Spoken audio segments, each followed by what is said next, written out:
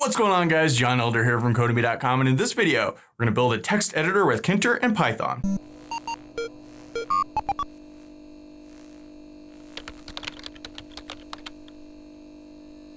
Alright guys, like I said, in this video, we're going to build a text editor, but before we get started, if you like this video, want to see more like it, be sure to smash the like button below, subscribe to the channel, give me a thumbs up for the YouTube algorithm, and check out Codemy.com where I have dozens of courses with hundreds of videos that teach you to code. Use coupon code YouTube1 to get $30 off membership. That's all my courses, videos, and books for a one-time fee at just $49, which is insanely cheap. Okay, in the last few videos, we've been working on this text widget with Tkinter, learning all kinds of cool stuff. In this video, we're going to start to put all that together and build a text editor. So we'll be able to, write actual text files. We'll be able to write HTML files, Python files, whatever you want.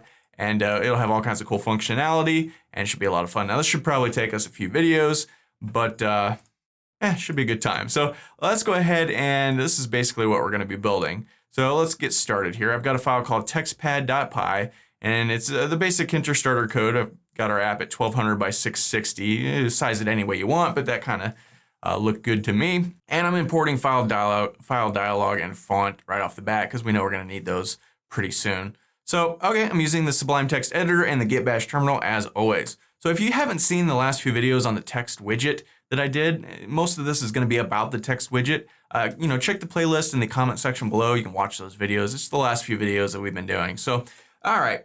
First things first, let's create a frame that holds our text widget because we want to put a scroll bar on it. So we want to, right off the bat, just put this in a frame. So let's comment this. Let's go create main frame.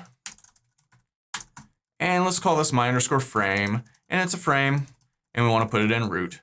And then let's go my_frame.pack. And let's give this a pad Y of like 5 just to push it down a little bit. So now let's create our text box, our text widget, right? So let's call this my_text. And this is going to be a text widget. And we want to put it in my_frame. And let's make this width equals 97 and height equals 25. And then let's give this a font equals to Helvetica. And then the size, let's put this as 16. Now we also want to change the select color when we, highlight text. So let's just do that now. Let's go select background equals, and let's set this to yellow. And we also want to change the text that gets highlighted when we select something. So by default, remember it's white. We want to change that to black. So let's go select foreground and set that equal to black. You can also use your color codes, your hex color codes in here, but yellow and black works just fine. Now we want to be able to undo our stuff if we make an error. So let's set undo to true. We learned how to do that in the last video. And finally, let's set the Y scroll command of this thing to text_scroll.set. This is going to be our scroll bar. We haven't created it yet, but when we do, we're going to name it text_scroll. So, okay, that's a lot of stuff in there, but that should take care of that. So now let's pack this guy. So my_text.pack, and we don't want to give it any padding at all. So, all right, we've created our text box. Now let's create our scroll bar for the text box. Right? And like I said, we're going to call this text_scroll and set this equal to a scroll bar. And we want to put this in my_frame, which is this guy right here that we just created, right? And then let's go text_scroll.pack. And where do we want to put this? We want to put it on the right side of the screen. And we want the fill to equal Y. Finally, let's come down here and configure our scroll bar. So let's go text_scroll.config and set the command equal to my_text.yView. Okay, so let's go ahead and save this. This is textpad.py. And let's go ahead and run this to make sure we didn't mess any of that up. So Python textpad.py. And we pull this over. Okay, we've got our scroll bar here. We've got some stuff here. When we highlight it, it turns yellow. The text turns black, or stays black, I should say. And okay, we're pretty good here. So now let's start to create our menu bar at the top. right? In the last few videos, we use buttons to do most of the stuff. In this one, we definitely want to use our menu bar. So let's head down here and let's create menu. So let's just call this my_menu. And this is a menu and we want to put it in root. And so let's go root.config. And let's go menu equals my_menu. Okay, so now let's add file menu. So we want a file and an edit. See right up here we have file and edit. We want to kind of do the same thing with ours. So let's create a file_menu. And this is a menu. And we want to put it in my_menu, in our main menu. Now, we'll just leave this for now. So then let's go my_menu dot add_cascade. And let's give this a label of, let's call this say file. And remember, this is a lowercase l, same thing here. It looks like a capital L, but it's not. Sublime just does that because it's weird. And for the menu here, we want to put this in file_menu. So this will give us a main header at the top that says file, just like right here, right? And then when we click on this, we want things to show up inside of here. So let's add those. So let's go file_menu dot add_command. And let's give this a label of, say, open. Now this again is a lowercase l. So I'm going to grab this, copy it, and let's go open, save, new, and exit. So we can just do it like this, save. Maybe we want the first one to be new. Yeah, new, open, save, and let's say exit. And we want a little separator bar between save and exit. So we can go file_menu dot add_separator. Okay. So that looks good. Now let's do another one let's add the edit menu.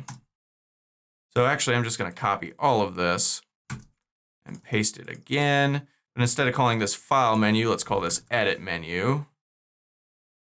And for the menu here, this is going to be edit menu. And we don't need this, but we do. Let's go cut, copy, undo,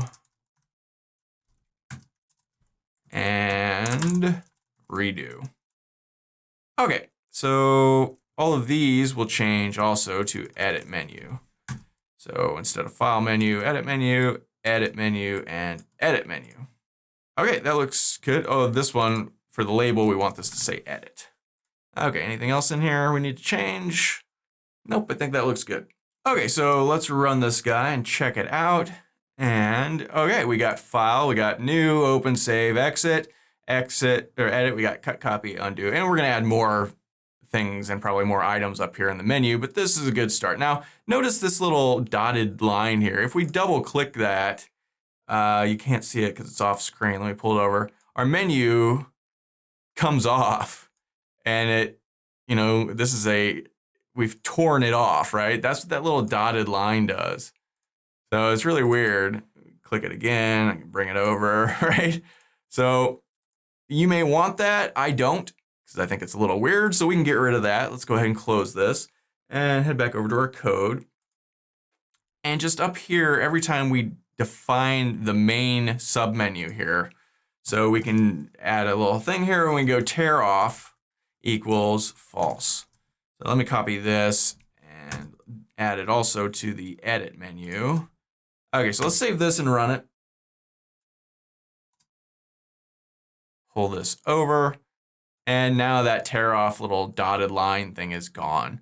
So, okay. So one thing we can do really quickly, let's just give this a command of root.quit. So if we save this and run this again,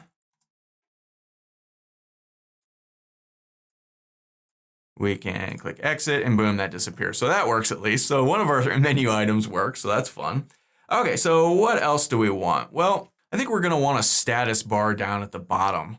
So let's add that real quick. Let's add status bar to bottom of app. So let's create a variable, call it status underscore bar.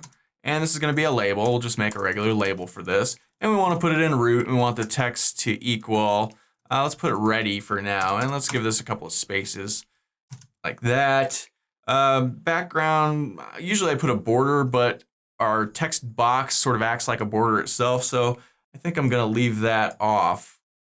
I will put relief equals, well, we don't need relief either really because we're not doing anything, but we do want anchor to equal east, and that will put it in the right corner, right? Okay, so that works. So now let's status underscore bar dot pack this guy, and we want to give this a fill of X so it stretches all the way across the bottom of our screen. We want to put it on the side of bottom so that it is at the bottom of our app. And let's give this a iPad Y of 5. So internally, it'll add some padding. I think that will look good. So, okay, let's go ahead and save this and run it. And we can see down here, it says ready, and that's cool. And obviously we'll update this status as we're doing things. You know, maybe when we open a file, we'll have the little file name down here, or maybe when we save a file, it'll say a little message will pop up down here that says saved or saved successfully or something like that. Or, you know, whatever we're doing throughout this thing, if we want to edit, if we're undoing something, maybe it'll say, you know, give a little message that said, you know, that was undid or whatever. We'll play around with this. So, okay, so let's kind of put some text in here, and let me copy all of this. And let's just paste it a bunch of times so we can see our scroll bar definitely works. Okay, so obviously none of these things work yet. We haven't given them actual commands except for the exit one, that works. But yeah, we are coming right along. So I think we'll stop it right here. We've got all of the sort of basic stuff for our text. In the next video, we can start actually writing the code for all these things to open things and save things and cut, copy, paste. Oh, we forgot paste. Cut, copy, undo. Let's put paste in real quick. All right. So let's see. Cut, copy, maybe right after copy. Cut, copy, paste. Yeah, let's save this and run it.